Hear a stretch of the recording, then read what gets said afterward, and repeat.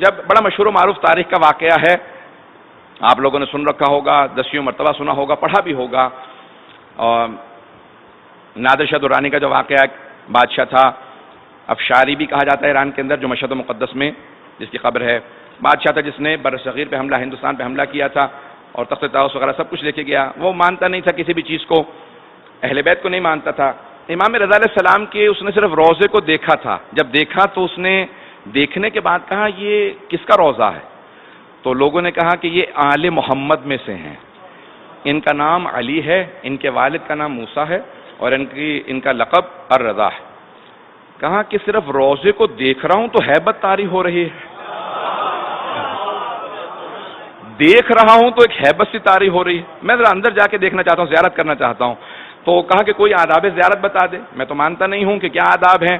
کچھ علماء نے کہا کہ بھی آپ غسل زیارت کریں اور زیارت پڑھیں، اذن دخول پڑھیں، پھر اندر جائیں. تو ٹھیک ہے، اندر آیا، زری پہ دیکھا. کہا کہ واقعاً آج پہلی مرتبہ محسوس ہوا کہ اس امت کے اندر آل محمد کا کوئی مقابلہ نہیں ہے.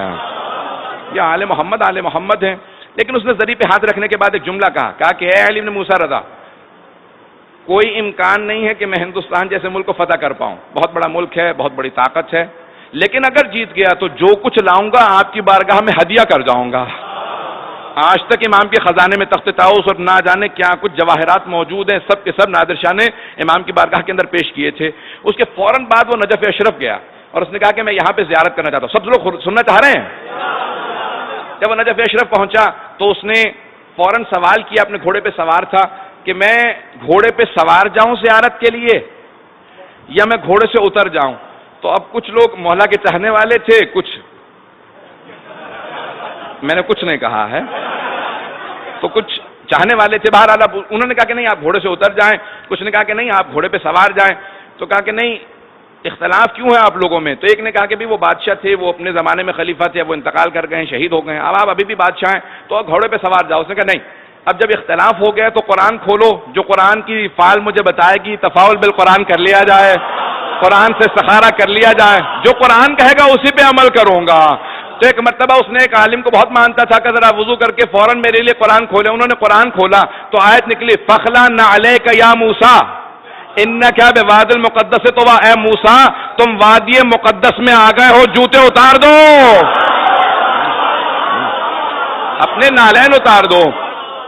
بس جیسی ہی آیت نکلی فوراً نادر شاہ اپنے گھوڑے سے اترا. کہا کہ گھوڑے پہ سوار تھا، یہ آیت نکلی ہے. پھر کہنے لگا کہ نہیں، یہ تو حضرت موسیٰ سے کہا ہے کہ اپنے نالین اتار دو، جوتے اتارے. کہا اتنا کافی نہیں ہے، وہ نبی تھے، میں ایک گنہگار ہوں، انہیں کہا گیا ہے یہ قرآن کی آیت ہے. تو اس نے ایک جملہ کہا میرے گلے میں ایک زنجیر ڈالو اور میں زمین پہ آ جاؤں گا، ہاتھ بنا کے چلوں گا، بس علی کی بارگاہ میں جا کے باندھ دینا اور کہنا یا علی آپ کا ایک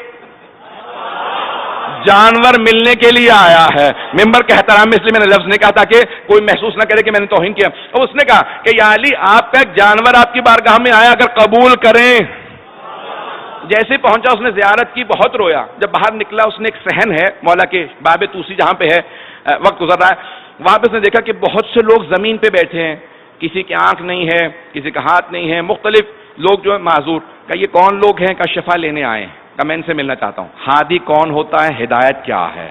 ان سب چیزوں میں عقیدت کس حد تک ضروری ہے، اس بات کو پیش کر رہا ہوں. آیا پوچھا کبھی کیا بات ہے، کتنے عرصے سے بیٹھے ہو؟ کہ میری آنکھیں نہیں ہیں، 6 مہینے سے بیٹھا ہوں. کہ اب تک شفا نہیں ملی؟ کہ نہیں. دوسرے سے پوچھا کیا بات ہے؟ کہ میرا پاؤں خراب ہو گیا، معذور ہو گیا ہوں. کہ پھر؟ کہ 8 مہینے سے بیٹھا ہوں. کہ شفا نہیں ملی؟ کہ نہیں. سب سے پوچھتا رہا کہ اتنے مہینوں سے بیٹھے ہو؟ کہ سارے حرم کے دروازے بند کر دو. غور سے سنیے گا. کہ حرم کے سارے دروازے بند کر دو. اور اس نے کھڑے ہو کے اعلان کیا کہ کل صبح فجر تک کا وقت دے رہا ہوں، جو شفا پا جائے گا گھر چلا جائے، اور جسے شفا نہ ملی میں اپنی تلوار سے اس کی گردن کاٹ دوں گا. بس یہ اعلان کیا، سب چیخیں مار مار کے رونے لگے. کہ مولا آپ کے حرم میں آئے تھے، یہ بے انتہا سخت دل آدمی ہے، سب کو مار دے گا. صبح اٹھے اس نے کہا ایک ایک آدمی کو خود اپنی آنکھوں سے دیکھوں گا، کسے شفا ملی کسے نہیں ملی. جسے دیکھتا تھا شفا یاب تھا، جسے دیکھتا تھا شفا یاب تھا. وقت نہیں ہے زیادہ گرامی کا. جسے دیکھتا تھا شفا یاب تھا. جو بات پیش کرنا چاہتا ہوں کہ تیری آنکھیں کیسے آ گئیں؟ کہ مجھے نہیں معلوم، 6 مہینے سے بیٹھا تھا، آج رات آنکھیں ملی. सब शफायाब हो गए, सब चले गए. उसके लोगों ने पूछा ये सब शफायाब कैसे हो गए, इतने महीनों से बैठे थे.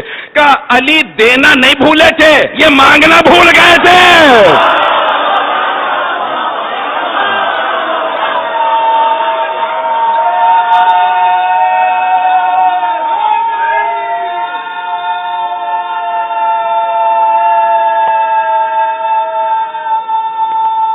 माशाअल्लाह.